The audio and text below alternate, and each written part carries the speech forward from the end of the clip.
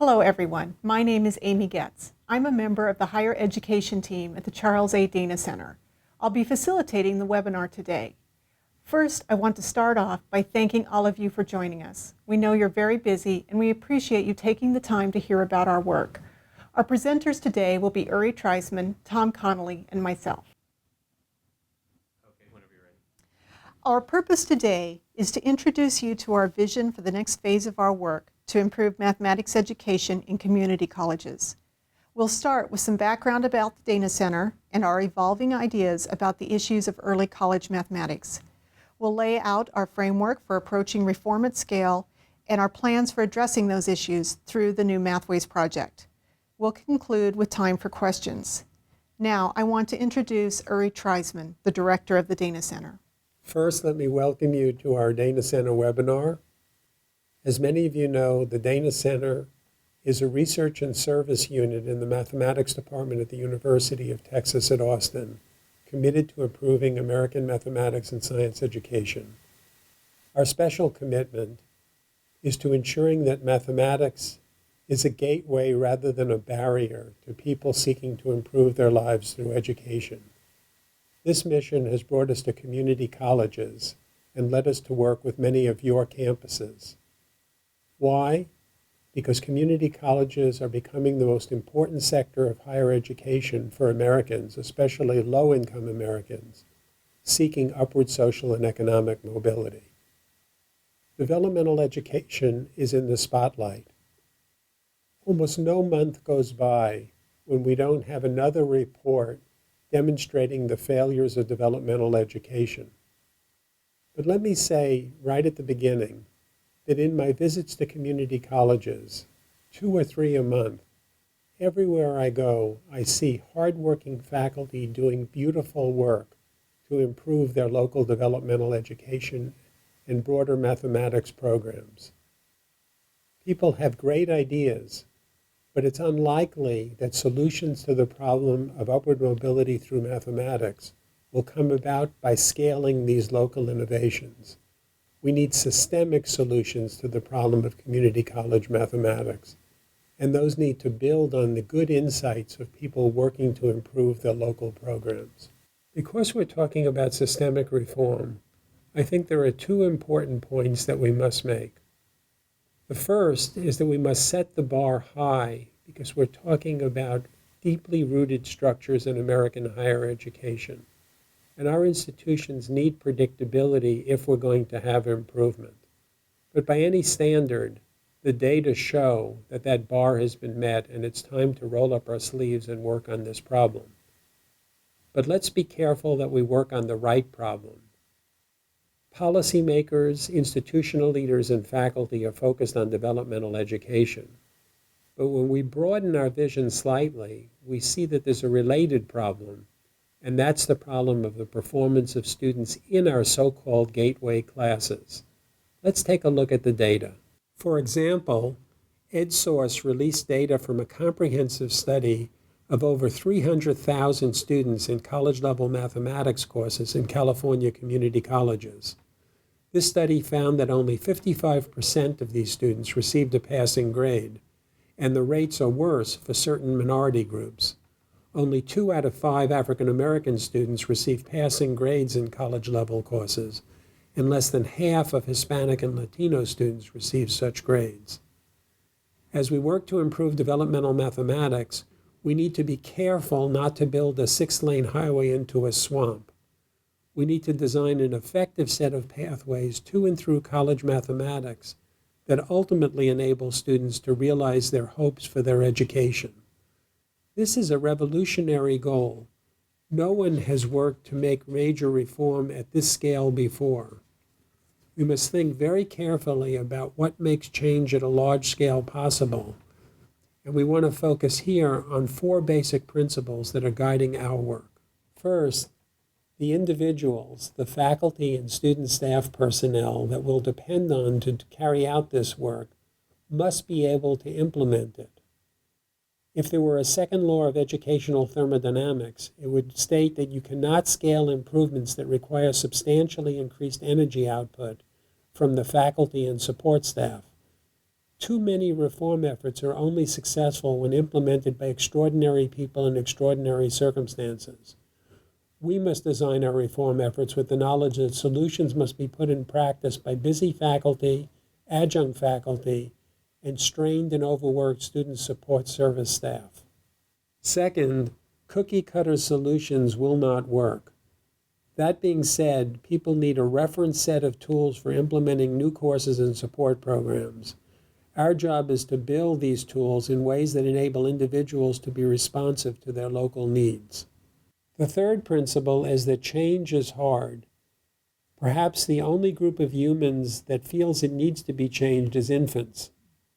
Change is only possible when people, in this case faculty and student support staff, believe that they can succeed at it. If they are to succeed at it, we must design respectful supports for people doing the work. Our last principle is based on Einstein's observation that whenever undertaking challenging initiatives, everything should be made as simple as possible, but not simpler. As much as possible, we want to structure our reform efforts to fit within existing systems and structures. We will describe shortly what we believe are the minimum set of elements that we must address if we are to improve student success in mathematics. But we must recognize that we are talking about well-established structures in American higher education. And once again, the evidentiary bar for implementing change must be set very high. These principles keep us grounded in reality. They help us keep in mind the faces of the faculty members and staff members who will ultimately be responsible for implementation. So let's look at the issues that we believe must be addressed to bring about reform effort at scale. We believe that building a robust set of pathways to and through community college mathematics will require working on at least 5 nested problems: course content, sequence structure, delivery, student supports, and faculty supports. Many of you have heard me speak over the last few years about the issue of content. It's time for us to step back and ask hard questions about the math students should be studying. In too many cases, our mathematics programs are shaped more by the weight of history than by the structure of modern mathematics or the needs of the modern workplace. And this means, in our view, that many students now enrolled in college algebra and pre-calculus should instead be enrolled in rigorous courses in statistics or quantitative literacy. Sequence structure is the next key issue.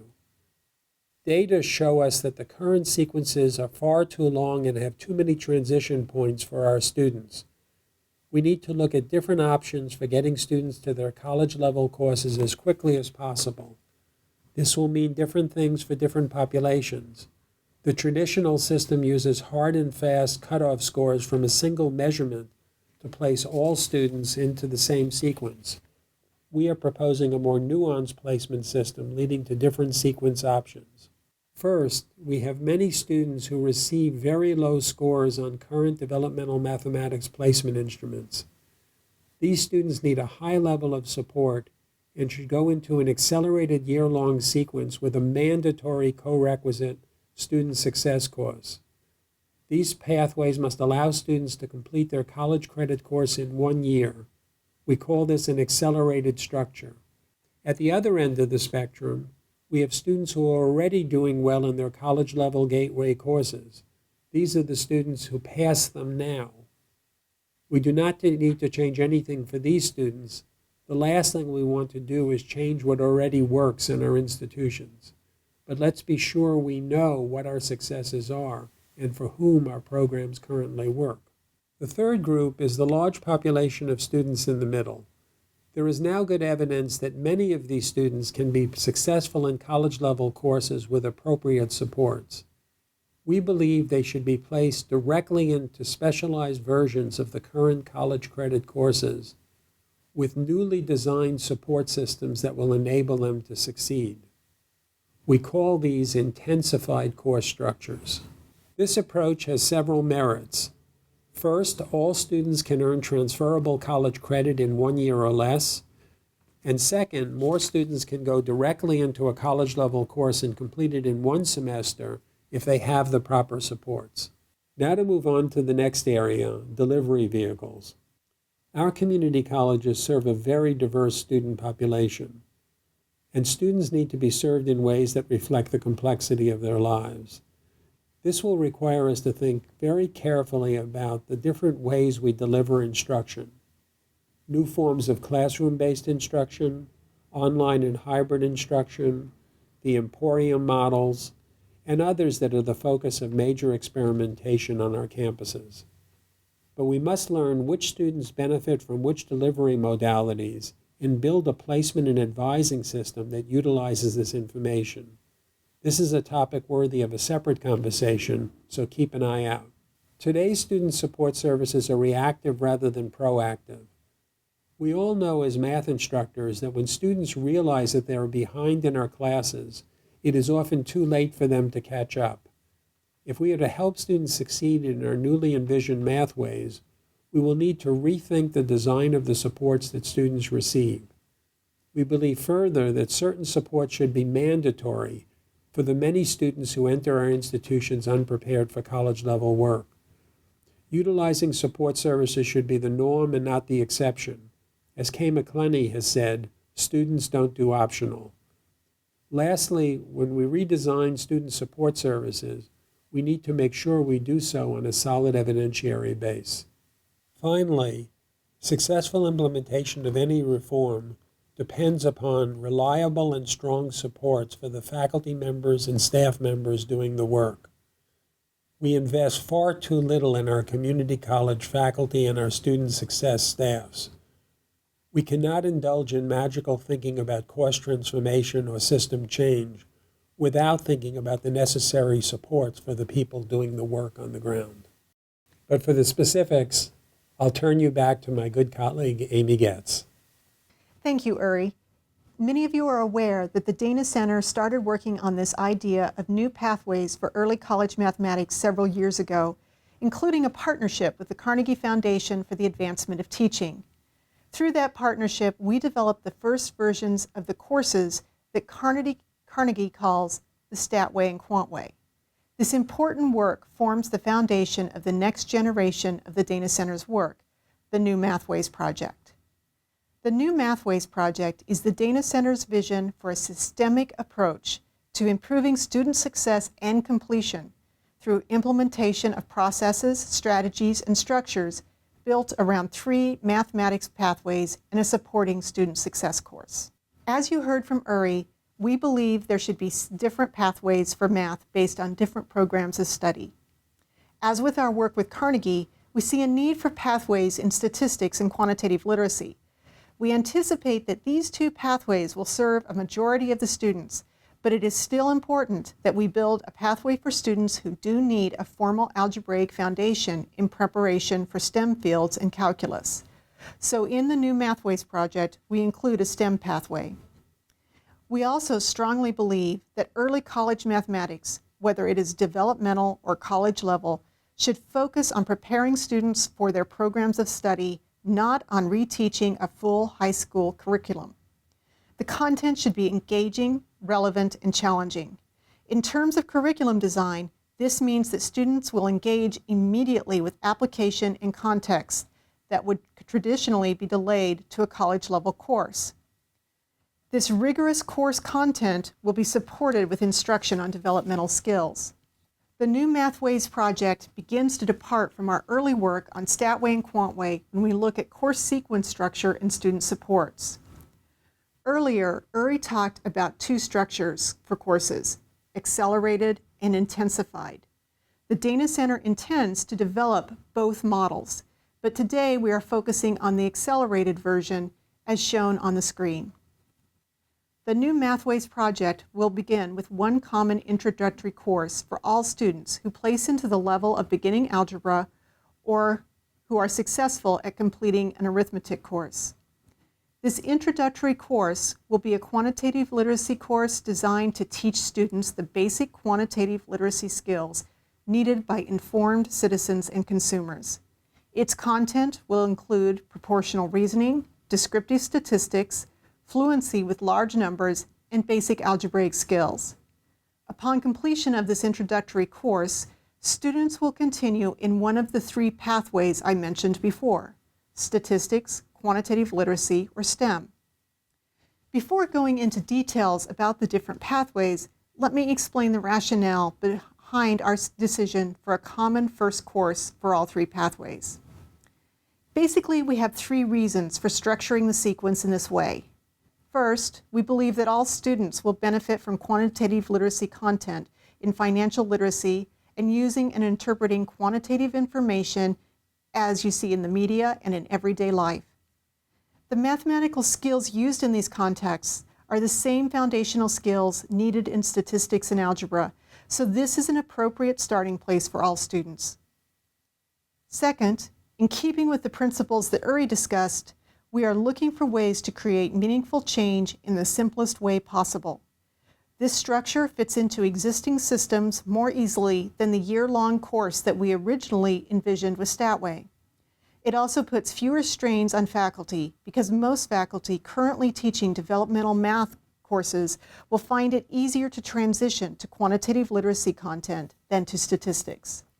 The third reason for this structure has to do with our approach to student supports. We know students do better in structured programs of study. We also know that a large proportion of the student population is not prepared to choose an appropriate pathway when they first enter college. Therefore, a key component of the new Mathways project is a co-requisite student success course. Among other topics, this course will include career exploration and goal setting to lead students through a guided process to decide which path they will follow after the introductory class.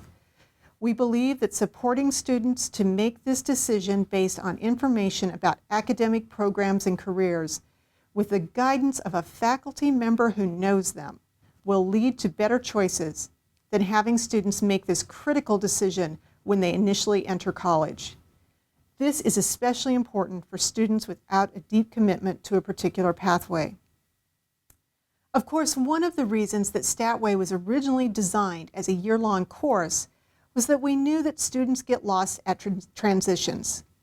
In this new model, we will address that by having students learn about and register for their next math course as a part of the student success course, so they will walk away knowing where they are going next and why. All of the mathematics courses in all three pathways will include materials connected directly to the content in the student success course. Routines and structures to support engagement, self-regulation, and productive persistence will be integrated into all materials, thus reinforcing these concepts throughout each pathway. Now I'd like to introduce my colleague, Tom Connolly, who will talk about the pathways. As Amy just described, students will select one of the three pathways during the term when they take the introductory and student success courses. Following the introductory course, students going into the quantitative literacy or statistics pathway will move into their respective college-level courses. The STEM pathway is a bit different due to the demands of STEM curricula and the need for a strong foundation in algebra for future academic courses, which may include calculus. The purpose of this pathway is to prepare students for calculus, so we believe that this will require a 2-semester sequence after the introductory course. The first STEM course will serve two groups of students pursuing STEM fields, those who have completed the introductory course and those who place directly into intermediate algebra. This structure also provides an option for STEM-based programs that require a foundation in algebra but don't require calculus, such as an Associate of Science degree in biology, chemistry, or computer information systems, or an Associate of Applied Science degree in a technology-related field. For such programs, the first STEM course may be sufficient for math preparation. We understand that students who experience early success in mathematics may change their college or career goals, so we'll develop a bridge course that will allow students who have completed the quantitative literacy or statistics pathways to transition into the second semester STEM course in a minimal amount of time. As Uri mentioned earlier, there's a need for new course structures and delivery methods. Thus, the initial development of the new Mathways project will be based on an accelerated model, which moves students to and through a college-level course more quickly than a traditional course sequence. This is in keeping with our earlier work on Quantway and Statway. Students in the quantitative literacy and statistic pathways will complete a credit-bearing math course in 2 semesters as opposed to 3. And students in the STEM pathway will go from being placed in beginning algebra to calculus readiness in 3 semesters, while in most current systems, such a sequence would take at least 4 semesters.